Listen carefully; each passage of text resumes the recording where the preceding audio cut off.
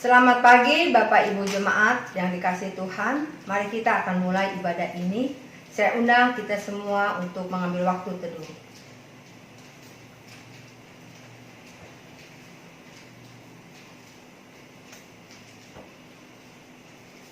Amin. Bapak Ibu, mari kita bangkit berdiri. Ibadah ini berlangsung karena kita percaya pertolongan kita adalah dalam nama Tuhan yang menjadikan langit dan bumi, yang kasih setianya tetap sampai selama-lamanya.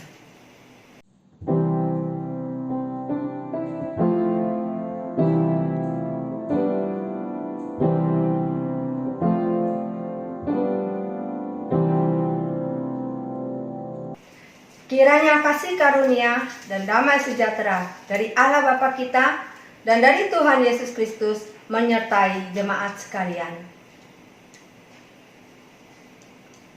Masih dengan tetap berdiri, saudara, kita akan menyanyikan satu pujian dari KPPK nomor 28, Mulia.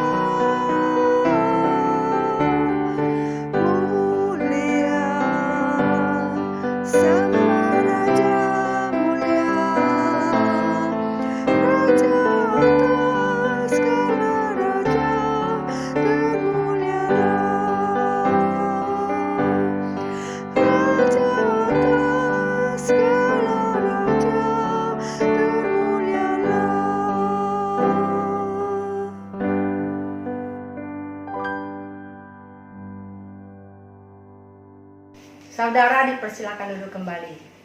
Nats kita pada hari ini kita ambil dari Yohanes 3 ayat 16.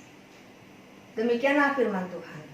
Karena begitu besar kasih Allah akan dunia ini, sehingga Ia telah mengaruniakan anaknya yang tunggal, supaya setiap orang yang percaya kepadanya tidak binasa, melainkan beroleh hidup yang kekal.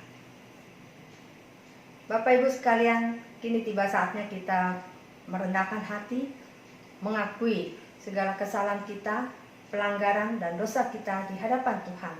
Minta Tuhan sendiri yang menilik hati kita. Mari kita berdoa. Bapa yang Maha Kudus, dengarkanlah doa dari anak-anak-Mu. Penyesalan kami dan mohon kami Tuhan sendiri yang mengampuni. Dalam namamu Tuhan kami Yesus Kristus kami berdoa. Amin. Kita meresponi akan pengampunan dosa daripada Tuhan.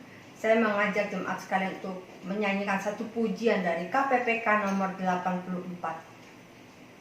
Batu Zaman yang Teguh.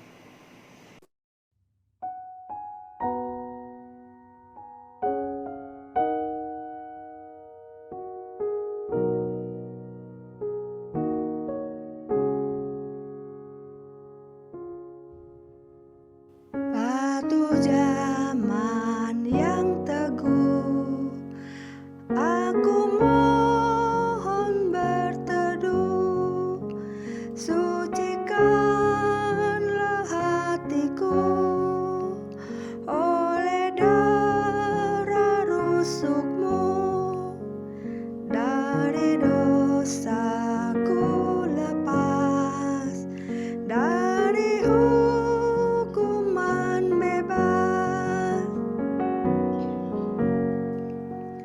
Tangisan dan ratapan tak memberi pengampunan.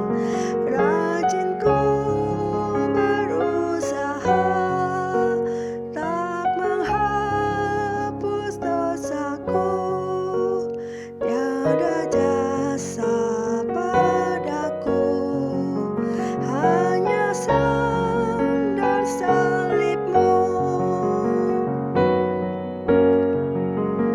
Pada akhir hidupku, waktu tutup mataku, bila aku bertemu menghadap ke tatamu, batu zaman yang teguh, aku mohon berteduh,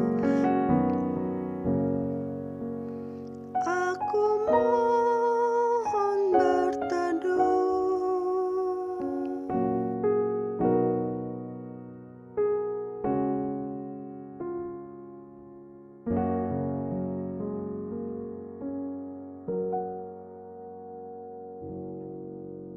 Kini saatnya kita akan mendengarkan firman Tuhan yang akan disampaikan oleh Pendeta Jim Mahoni. Mari saudara siapkan hati kita mau menyanyikan satu lagu dari KPPK nomor 124. Yesus bayar semua.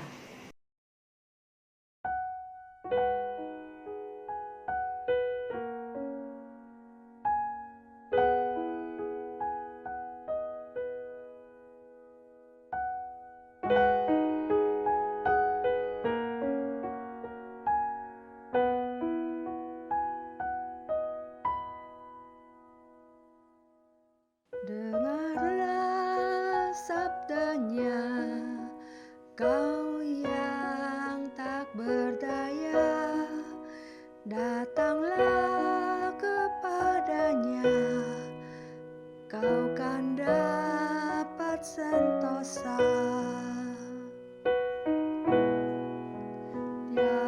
Tiadalah padaku suatu kebaikan, tapi darah Tuhanku memberikan kelepasan. Yesus bayar semua hutang dosaku. Dosa bagai germisi jadi putih bersih.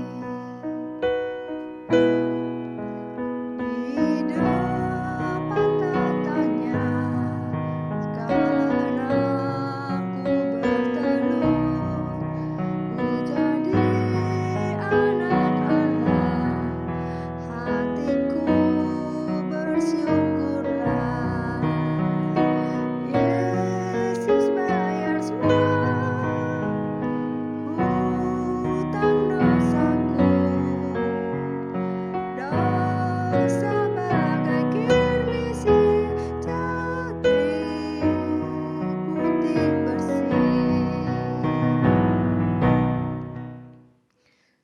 Mari kita berdoa. Bapa Surgawi, kami bersyukur atas pimpinan Tuhan bagi kami sampai pada hari ini. Berkatilah ibadah online kami pada hari ini. Dan sebentar kami akan membaca firman, merenungkan bersama-sama. Bukalah mata kami, jelikanlah mata rohani kami. Kami memohon di dalam Yesus Tuhan. Amin. Pembacaan firman Tuhan diambil dari Injil Matius pasal 26 ayat 57 hingga 68. Demikian bunyi firman Tuhan. Sesudah mereka menangkap Yesus, mereka membawanya menghadap Kayafas, imam besar. Di situ telah berkumpul ahli-ahli Taurat dan tua-tua. Dan Petrus mengikuti dia dari jauh sampai ke halaman imam besar. Dan setelah masuk ke dalam, ia duduk di antara pengawal-pengawal untuk melihat kesudahan perkara itu. Imam-imam kepala, malah seluruh mahkamah agama mencari kesaksian palsu terhadap Yesus, supaya ia dapat dihukum mati. Tetapi mereka tidak memperolehnya, walaupun tampil banyak saksi dusta. Tetapi akhirnya tampillah dua orang yang mengatakan, orang ini berkata, aku dapat merubuhkan bait Allah dan membangunnya dalam 3 hari. Lalu imam besar itu berdiri dan berkata kepadanya, tidakkah engkau memberi jawab atas tuduhan-tuduhan saksi-saksi ini terhadap engkau? Tetapi Yesus tetap diam. Lalu kata imam besar itu kepadanya, demi Allah yang hidup, katakanlah kepada kami, apakah engkau Mesias, anak Allah, atau tidak? Jawab Yesus, engkau telah mengatakannya. Akan tetapi aku berkata kepadamu, mulai sekarang kamu akan melihat Anak Manusia duduk di sebelah kanan yang Maha Kuasa dan datang di atas awan-awan di langit. Maka imam besar itu mengoyakkan pakaiannya dan berkata, ia menghujat Allah. Untuk apa kita perlu saksi lagi? Sekarang telah kamu dengar hujatnya. Bagaimana pendapat kamu? Mereka menjawab dan berkata, ia harus dihukum mati. Lalu mereka meludahi mukanya dan meninjunya. Orang-orang lain memukul dia dan berkata, cobalah, katakanlah pada kami, hai Mesias, siapakah yang memukul engkau? Demikianlah firman Tuhan. Berbahagialah setiap orang yang membaca, merenungkan, dan melakukan di dalam hidupnya. Hosiana.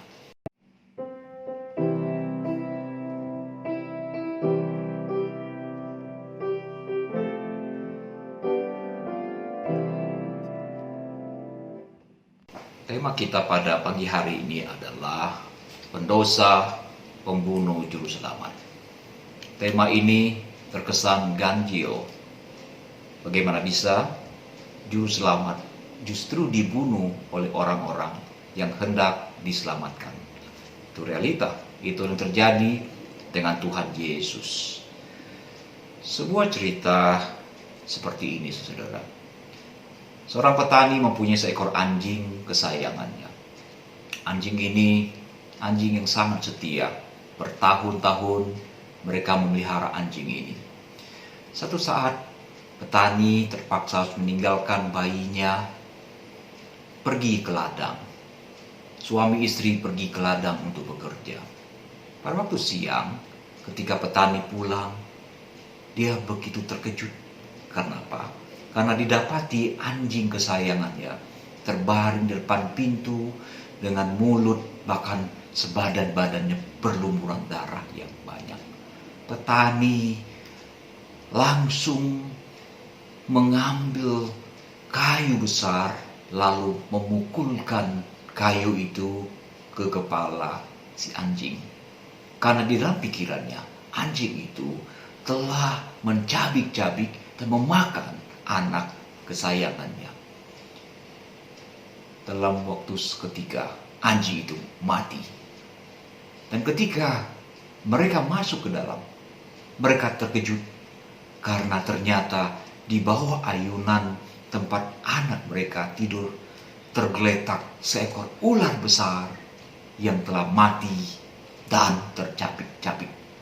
Mereka berkesimpulan, sebetulnya anjing itu telah membela anak mereka. Justru anjing itu kemudian sekarang dibunuh oleh petani. Mereka sangat-sangat menyesal.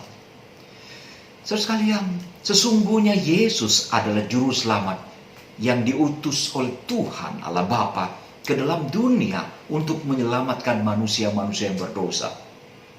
Tetapi ada kondisi tertentu dan ada sifat-sifat dan sikap negatif tertentu di dalam diri seseorang yang dapat menghalanginya untuk mendapatkan anugerah keselamatan dari Tuhan.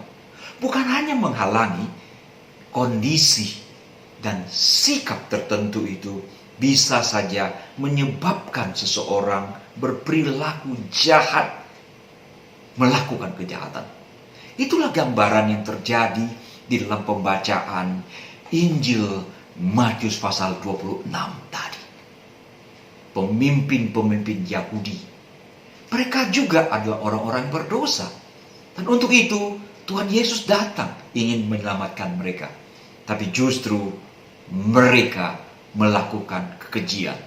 Mereka mengupayakan pembunuhan terhadap juru selamat. Jadi saudara sekalian, apa yang dilakukan oleh pemimpin-pemimpin Yahudi pada waktu itu adalah sebuah contoh yang nyata dari kebenaran yang saya sebutkan tadi. Yaitu bahwa ada kondisi tertentu yang menyebabkan mereka tidak bisa mengerti, tidak bisa mengenal siapa Yesus. Dan rupanya di dalam diri mereka ada sikap-sikap negatif yang menghalangi mereka untuk mengenal siapakah Yesus itu. Mengapa para pemimpin Yahudi begitu berambisi untuk membunuh Yesus? Padahal menurut catatan Alkitab, Pontius Pilatus yang mempunyai posisi sebagai gubernur wilayah Yudea tidak menemukan sedikit pun kesalahan di dalam diri Yesus. Begitu pula dengan Herodes Antipas yang adalah raja wilayah Galilea. Dia pun tidak menemukan kesalahan yang dilakukan oleh Yesus. Terus kalian, siapakah sebenarnya pemimpin Yahudi itu? Pada pertengahan abad kedua sebelum Masehi, muncul sekelompok masyarakat Yahudi garis keras yang disebut dengan golongan Hasidim. Hasidim artinya saleh. Jadi mereka mengklaim diri mereka sebagai orang-orang saleh. Orang-orang Hasidim menantang dengan keras kebijakan politik penjajah waktu itu yang melakukan politik Helenisasi, yaitu memasukkan unsur-unsur Yunani, budaya Yunani di dalam kehidupan orang-orang Yahudi pada waktu itu. Karena orang-orang Hasidim adalah orang yang ketat di dalam menjaga Taurat dan menjaga tradisi-tradisi orang Yahudi, maka mereka menentang dengan keras politik Helenisasi. Selain itu, masyarakat Hasidim, orang-orang Hasidim juga berjuang agar mereka diberikan keleluasaan untuk menjalankan ritual-ritual ibadah mereka. Pada waktu terjadi pemberontakan Makabe, orang-orang Hasidim bergabung untuk memberontak terhadap penjajah. Saking taatnya Hasidim terhadap Taurat, ada kisah bagaimana mereka tidak bersedia berperang di hari Sabat. Kenapa? Di hari Sabat mereka tidak boleh melakukan apa-apa, termasuk tidak boleh berperang. Ada kisah yang menyebutkan bahwa mereka begitu banyak akhirnya menjadi korban karena mereka sama sekali tidak boleh berperang terhadap lawan. Walaupun kemudian tafsiran terhadap ayat itu sedikit berubah. Artinya orang-orang Hasidim dibenarkan untuk berperang di hari Sabat dalam rangka membela diri, mempertahankan diri.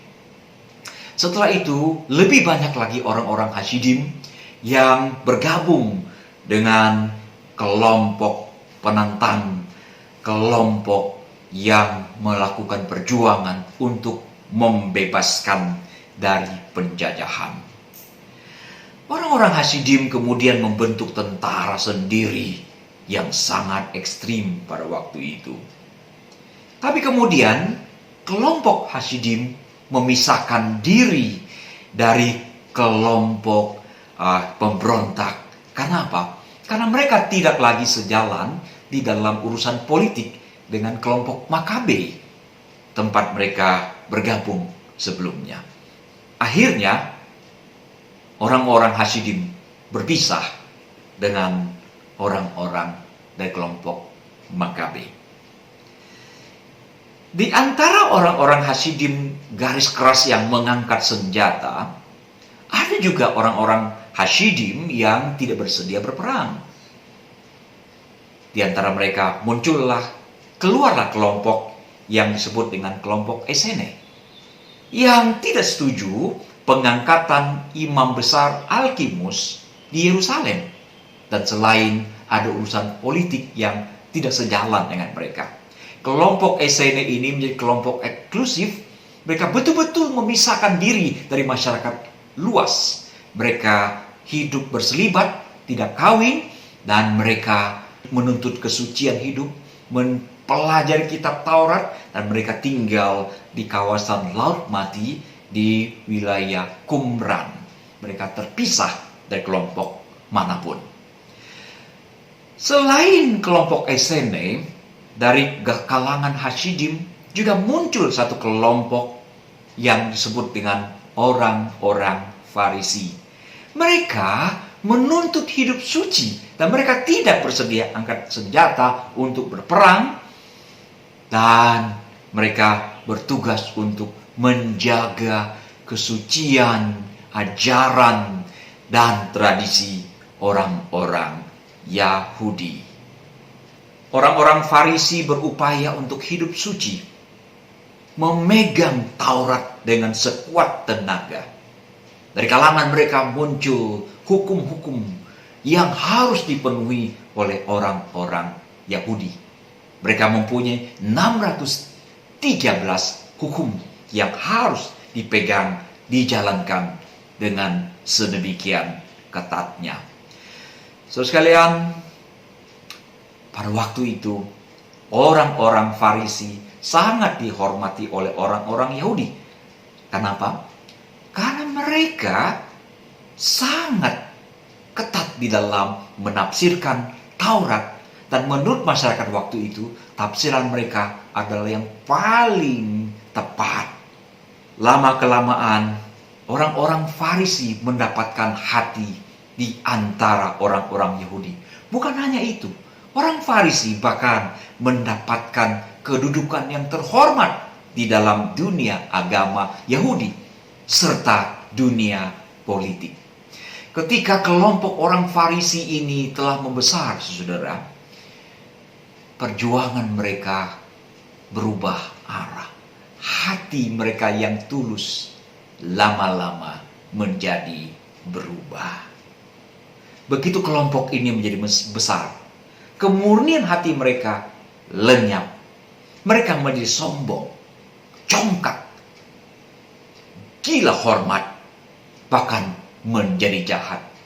Mereka menghalalkan segala cara, termasuk di dalamnya adalah membunuh Yesus. Maka ayat yang dibacakan tadi dikatakan, imam-imam kepala, malah seluruh mahkamah agama, Sanhedrin, mencari kesaksian palsu terhadap siapa? Terhadap Yesus. Supaya apa? Supaya Yesus dapat dihukum mati. Kembali ke pertanyaan awal. Mengapa pemimpin Yahudi berambisi membunuh Yesus yang sejatinya adalah juru selamat? Pertama, karena mata mereka telah tertutup. Dari mana kita tahu bahwa mata mereka telah tertutup? Hati nurani mereka telah tertutup. Tuhan Yesus berkata kepada Paulus ketika Tuhan memanggilnya. Tuhan Yesus memberitahukan kepada Paulus tentang fungsi dia, tentang peran dia. Demikian, Tuhan berkata, aku akan mengasingkan engkau dari bangsa ini dan dari bangsa-bangsa. Dan aku akan mengutus engkau kepada mereka. Untuk apa? Untuk membuka mata mereka. Supaya mereka berbalik dari kegelapan kepada terang. Dan dari kuasa iblis kepada Allah. Supaya mereka oleh iman mereka kepadaku memperoleh pengampunan dosa dan mendapat bagian dalam apa yang ditentukan untuk orang-orang yang dikuduskan. Lihat saudara, Tuhan Yesus mengatakan Paulus mempunyai fungsi untuk membuka mata orang-orang yang telah dibutakan. Maka dalam suratnya kepada orang-orang di Korintus, Rasul Paulus berkata seperti ini. Tentang orang Yahudi, dia katakan, tetapi pikiran mereka telah menjadi tumpul. Sebab sampai pada hari ini, sampai hari ketika Paulus menulis surat, bahkan saya yakin sampai hari ini, selubung itu masih tetap menyelubungi mereka. Jika mereka membaca perjanjian lama itu tanpa disingkapkan. Karena hanya Yesus saja yang dapat menyingkapkannya. Bahkan sampai pada hari ini, setiap kali mereka membaca kitab Musa, ada selubung yang menutupi hati mereka. Tetapi apabila hati seseorang berbalik kepada Tuhan, maka selubung itu akan diambil daripadanya. Lebih lanjut, Paulus berkata lagi kepada jemaat di Korintus. Jika Injil yang kami beritakan masih juga tertutup, maka ia tertutup untuk mereka yang akan binasa, yaitu orang-orang yang tidak percaya, yang pikirannya telah dibutakan oleh ilah zaman ini. Sehingga mereka tidak melihat cahaya Injil tentang kemuliaan Kristus yang adalah gambaran Allah. Jadi saudara, mengapa pemimpin-pemimpin Yahudi berupaya untuk membunuh Yesus? Jelas dari referensi banyak ayat ini kita mendapatkan informasi. Karena pikiran mereka, hati mereka, mata rohani mereka telah dibutakan oleh kuasa kegelapan. Nomor 2, hati mereka dengki. Mereka iri kepada Yesus yang baru 3 tahun muncul ke permukaan, menjadi pribadi yang begitu populer. Begitu banyak orang berbondong-bondong, ribuan orang datang kepada Yesus. Karena Yesus mengajar dengan penuh kuasa dan dia melakukan berbagai mujizat. Dan semua mujizat yang Yesus lakukan bersifat spektakuler. Itu sebabnya di mana Yesus hadir, di situ orang datang mencari, mendengarkan Yesus.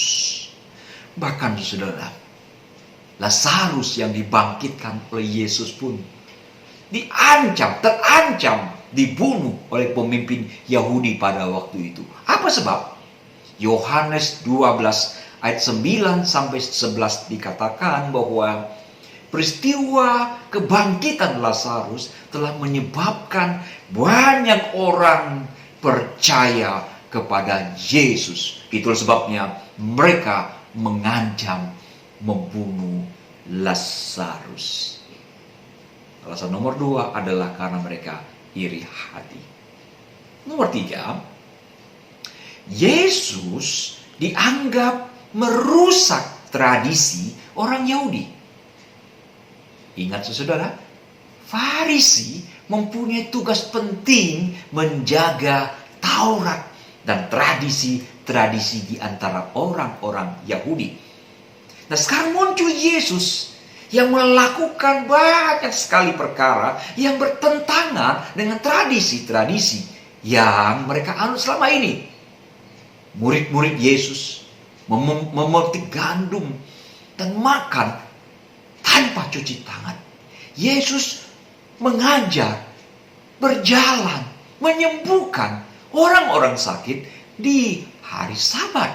Yesus berbicara, makan bahkan dengan orang berdosa, dengan pemungut cukai. Yesus menjamah orang kusta. Yesus berbicara kepada perempuan di tempat umum dan sebagainya. Itu sebabnya mereka anggap Yesus ini tidak setia dengan tradisi. Padahal, saudara sekalian, Yesus tidak melanggar firman Tuhan sedikit pun.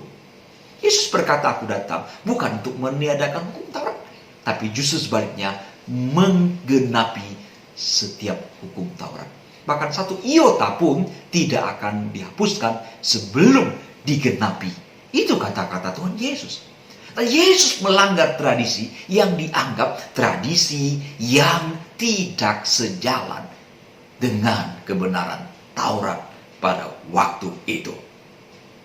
Alasan nomor 4 yang menyebabkan orang-orang Yahudi, dalam hal ini pemimpin Yahudi, bermaksud untuk membunuh Yesus adalah karena Yesus berkali-kali mengecam, mengeritik orang-orang Farisi, pemimpin-pemimpin Yahudi itu. Berkali-kali Yesus mengatakan bahwa mereka adalah orang munafik. Mereka adalah seperti kuburan. Mereka adalah seperti ular ludak. Yesus membongkar kemunafikan mereka. Di dalam Alkitab, dalam kitab Injil, Yesus berkali-kali berkata, celakalah hai orang Farisi, celakalah hai orang Farisi, celakalah hai orang Farisi. Orang Farisi tekun di dalam mengajar, tetapi mereka bukanlah pelaku firman. Mereka mengutamakan hal-hal yang bersifat harafiah, ritual, korban, persembahan, perpuluhan. Tapi sesungguhnya mereka mengabaikan jiwa dari Taurat itu sendiri, yaitu kebenaran dan keadilan. Ini yang diprotes, ini dikritik oleh Tuhan Yesus terhadap pemimpin Yahudi pada waktu itu. Pemimpin Yahudi, orang-orang Farisi, ahli-ahli Taurat. Mereka mengajarkan banyak hal yang tidak dituntut oleh Allah. Dan itu menjadi beban berat bagi umat Allah pada waktu itu. Itu sebabnya Yesus mengundang orang-orang Yahudi. Marilah kepadaku yang letih, lesu, dan berbeban berat. Berbeban berat karena apa? Karena ada begitu banyak hukum-hukum, ritual-ritual yang menjadi beban bagi mereka pada waktu itu. Selain itu orang Farisi, saya katakan di awal tadi, adalah orang-orang yang gila hormat. Mereka sangat angkuh, sombong secara rohani, merasa diri mereka hidupnya bersih, suci, benar di hadapan Allah. Merasa diri benar dan menghalalkan segala cara.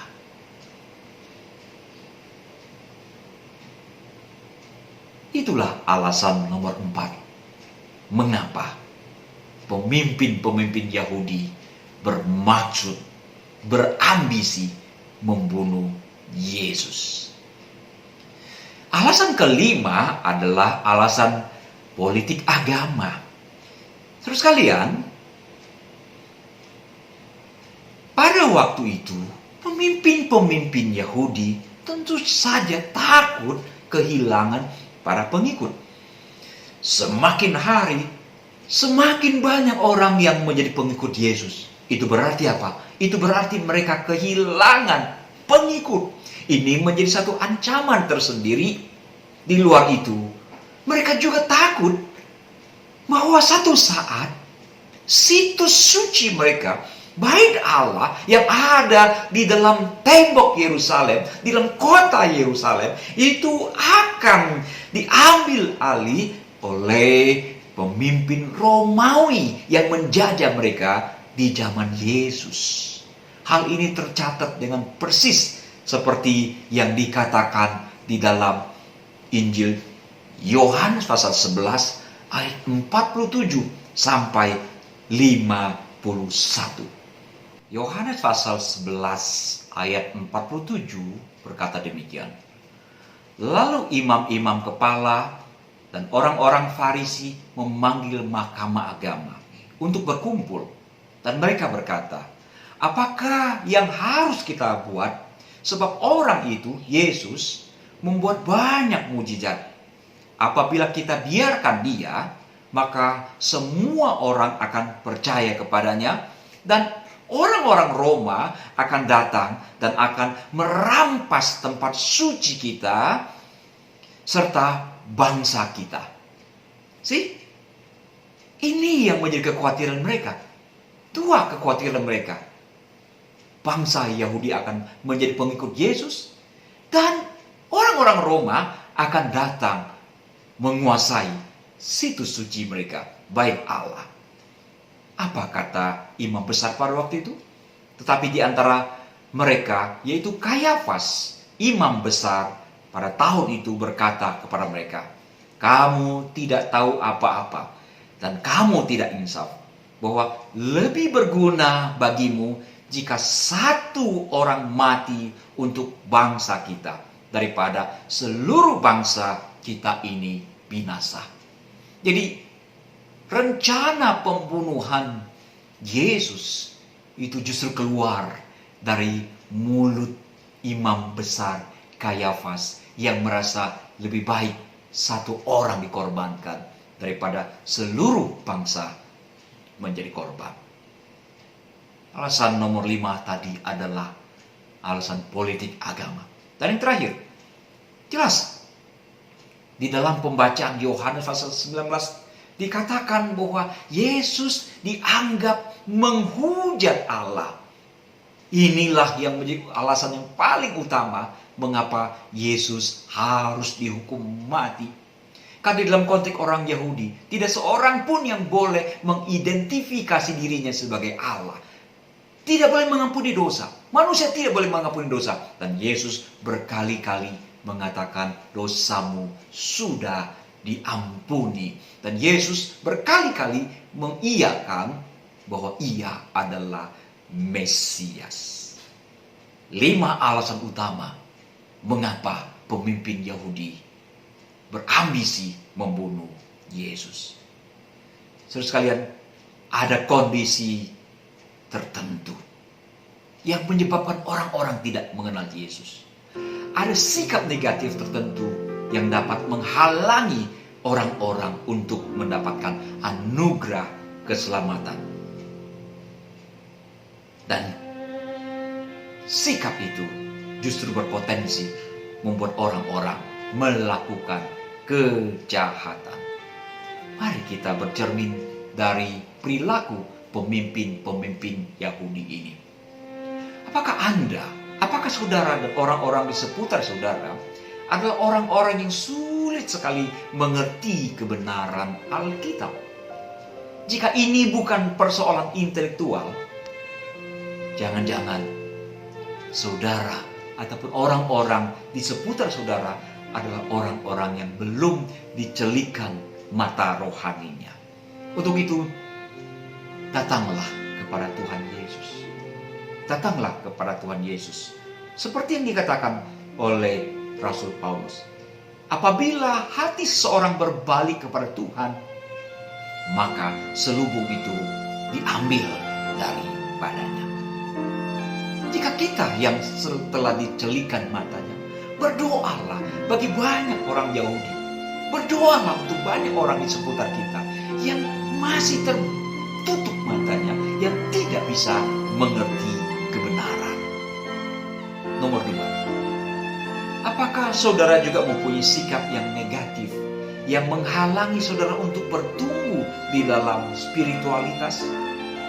Apakah Anda termasuk orang yang sering mengeraskan hati, tidak suka ditegur, mempunyai kecenderungan untuk sombong rohani, dan hidup di dalam kemunafikan seperti yang terjadi pada orang-orang Farisi? Apakah saudara dan saya termasuk orang yang belum bertumbuh, belum bisa mencerna makanan keras dan pedas seperti Farisi dan ahli-ahli Taurat? Sekalian, sebagian anggota jemaat, sebagian orang Kristen sangat sensitif terhadap hamba Tuhan, tapi mereka tidak sensitif terhadap firman Tuhan. Saya ulangi kalimat ini. Sebagian orang Kristen yang tidak bertumbuh, mereka sangat sensitif terhadap hamba Tuhan, tetapi sangat tidak sensitif terhadap firman Tuhan. Maka orang Kristen demikian akhirnya adalah orang-orang yang sentimen terhadap orang-orang yang mengingatkan mereka. Ada juga orang Kristen yang tidak mempan diberi peringatan, mengeraskan hati. Untuk orang-orang seperti itu, Ibrani 3 ayat 15 berkata, "Tetapi apabila pernah dikatakan pada hari ini, jika kamu mendengarkan suaranya, suara Tuhan, janganlah keraskan hatimu seperti dalam kegeraman." Mari kita berdoa. Terima kasih Allah Bapa atas anugerah yang dikerjakan oleh Tuhan Yesus bagi kami semua. Terima kasih atas pelajaran yang kami dapatkan dari kisah kasus yang diperbuat oleh orang-orang Farisi, ahli-ahli Taurat, imam-imam, tua-tua Yahudi dalam peristiwa pembantaian Yesus di dalam kota Yerusalem. Tuhan, mampukan kami untuk berefleksi, belajar, dan mendapatkan pelajaran rohani dari peristiwa ini. Di dalam Yesus Tuhan, kami naikkan doa kami. Amin. Saudara, mari kita bangkit berdiri. Dengan gereja segala abad dan tempat, kita akan mengakui iman kita seturut dengan pengakuan iman rasuli. Aku percaya kepada Allah, Bapa yang Maha Kuasa, Khalik langit dan bumi, dan kepada Yesus Kristus, anaknya yang tunggal Tuhan kita, yang dikandung daripada Roh Kudus, lahir dari anak darah Maria, yang menderita sengsara di bawah pemerintahan Pontius Pilatus, disalibkan, mati dan dikuburkan, turun ke dalam kerajaan maut. Pada hari yang ketiga, bangkit pula dari antara orang mati, naik ke sorga, duduk di sebelah kanan Allah, Bapa yang Maha Kuasa. Dan dari sana ia akan datang untuk menghakimi orang yang hidup dan yang mati. Aku percaya kepada Roh Kudus, gereja yang kudus dan am, persekutuan orang kudus, pengampunan dosa, kebangkitan orang mati, dan hidup yang kekal. Amin. Saudara sekalian, kini tiba saat kita untuk memberikan persembahan kita, perpuluhan kita, ataupun persembahan rutin yang saudara sudah siapkan. Lalu di amplop saudara kita akan memberikan dengan hati yang penuh bersyukur. Sebelumnya saya akan membacakan nats kita dari Malaiki 3 ayat 10. Malaiki 3 ayat 10, demikianlah firman Tuhan. Bawalah seluruh persembahan persepuluhan itu ke dalam rumah perbendaharaan, supaya ada persediaan makanan di rumahku. Dan ujilah aku firman Tuhan semesta alam. Apakah aku tidak akan membukakan bagimu tingkap-tingkap langit dan mencurahkan berkat kepadamu sampai berkelimpahan. Seperti iman kita, biarlah kita memberikannya dengan penuh sukacita. Mari sebelumnya saya ajak kita semua untuk berdoa. Kami bawa korban syukur kami kepadamu sebagai persembahan persepuluhan kami. Terimalah Tuhan. Di dalam nama Tuhan kami Yesus Kristus kami berdoa. Amin. Saudara, untuk mengiringi persembahan kita, mari kita hantar dengan satu pujian dari KPPK nomor 235. Saatnya Tuhan.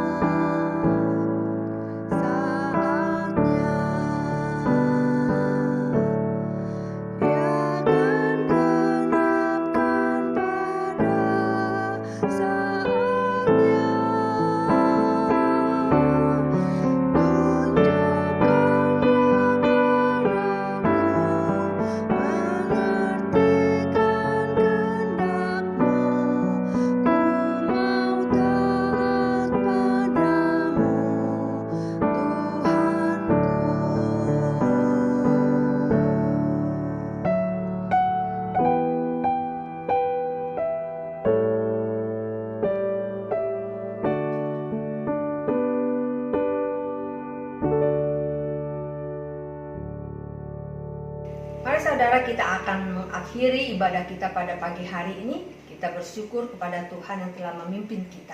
Sekarang tiba saatnya pengutusan yang akan disampaikan oleh Pendeta Ji Mahoni. Saya mengundang kita semua untuk bangkit berdiri. Sebelum mengakhiri ibadah ini, marilah saudara sekalian kita naikkan doa syafaat kita. Bapa dalam surga, kami memohon belas kasihan Tuhan kepada kondisi dunia yang sedang sakit ini. Banyak negara terpapar oleh virus COVID-19. Tuhan, berbelas kasihanlah. Berikanlah masyarakat dunia daya tahan tubuh yang baik. Jauhkanlah dari pencobaan. Tuhan, hiburkanlah keluarga-keluarga yang berkabung. Berikanlah semangat kepada para medis untuk bekerja dengan baik, mengatasi penyakit yang mematikan ini. Berikanlah masyarakat Indonesia ketaatan untuk mengikuti anjuran-anjuran yang diberikan oleh pemerintah. Terima kasih Bapa, kami berdoa untuk gereja-gereja Tuhan yang tidak melakukan ibadah secara konvensional selama berminggu-minggu ini. Tuhan selalu peliharakan orang-orang Kristen dimanapun berada ya Bapa. Terutama jemaat Philadelphia, satu persatu Tuhan peliharakan. Mari saudara, kita naikkan doa yang diajarkan Yesus kepada kita. Doa Bapa kami. Bapa kami yang di sorga, dikuduskanlah namamu, datanglah kerajaanmu, jadilah kehendak-mu di bumi seperti di sorga. Berikanlah kami pada hari ini makanan kami yang secukupnya, dan ampunilah kami akan kesalahan kami, seperti kami juga mengampuni orang yang bersalah pada kami.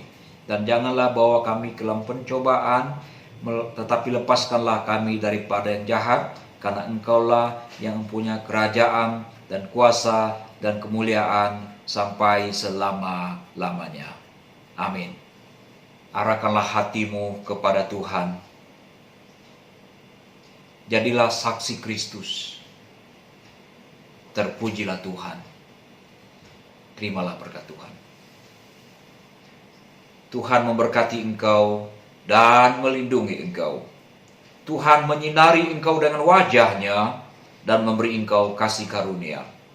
Tuhan menghadapkan wajah-Nya kepadamu dan memberi engkau damai sejahtera sekarang sampai selama-lamanya. Hosiana.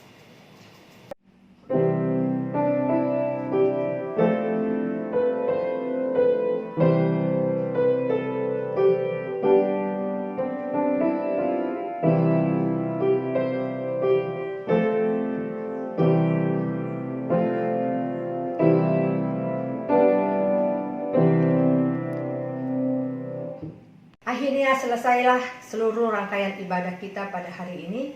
Kiranya Tuhan memberkati. Selamat beraktivitas. Shalom.